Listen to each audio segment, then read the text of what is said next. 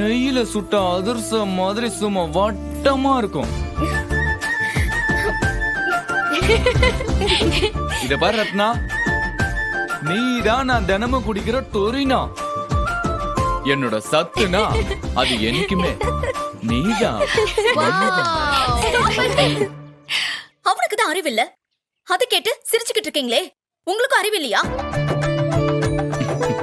அறிவு, ஸ்கூலுக்கு லேட் ஆச்சு, இன்னும் கிளம்பாம இங்க நின்னு வாய் அடிச்சுக்கிட்டு இருக்க. லேட்டா வந்தா அரை நாள் ஆப்சென்ட் தான். பிரின்சிபல் எங்க இருக்கீங்க?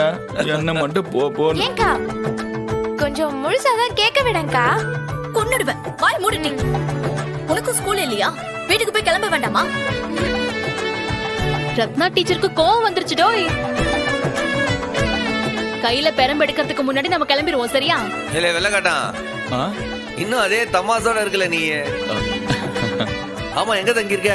அது இங்கதான், இந்த ஸ்கூல் பக்கத்திலேயே ஒரு சின்னதா ஒரு புலி கொட்டகை இருக்குல்ல, அந்த ஆபீஸ் மாடியிலேயே ஒரு ரூம் இருக்கு, அங்கதான் தங்கி இருக்கேன். சோத்து தண்ணிக்கெல்லாம் என்ன பண்ற? குழாவை திருப்பினா தண்ணி வருது.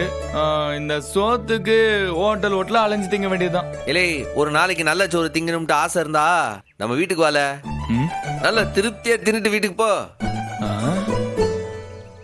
வாரதா இருந்தா முன்னாடியே சொல்லிட்டு வந்துருங்க, பிடிச்சத செஞ்சு வைக்க. அதே நேரம் என்னைய பார்த்து வண்டுன்னு கூப்பிட்டீங்கன்னு வச்சுக்கோங்க, சோத்துல வயிற்று கலக்கிற மாதிரியே கலந்து வச்சிருவோம், பாத்துக்கோங்க.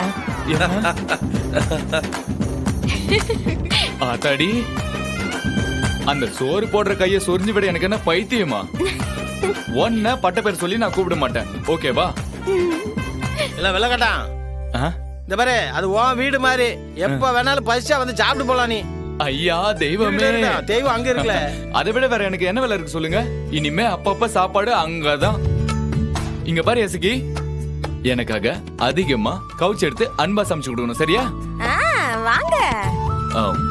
பிரின்சிபல் மேடம், நான் வரேன். சண்முகம், நான் வரேன். பை பாய். பாய்.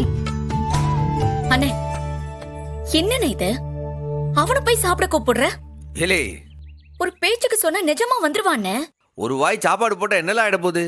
அவனே இன்னும் ஒத்த குரங்கா சுத்திட்டு இருக்கான். சாப்பாடு போட்டா ஒன்னும் ஆயிடாதுல, விடு. யார் அது? நல்ல வெளிப்படையா பேசுறானே. அவன் பாட்டுக்கு எல்லாத்தையும் ஒளிவு மறைவு இல்லாம பேசிட்டு இருக்கான். அதான அவன் இன்னமும் ஒளிவு மறைவு இல்லாம இருக்கான். இத புரிஞ்சுக்காம அவனையும் அவன் அப்பனையும் நானும் அப்பனம் போட்டு அடிச்சுட்டான்.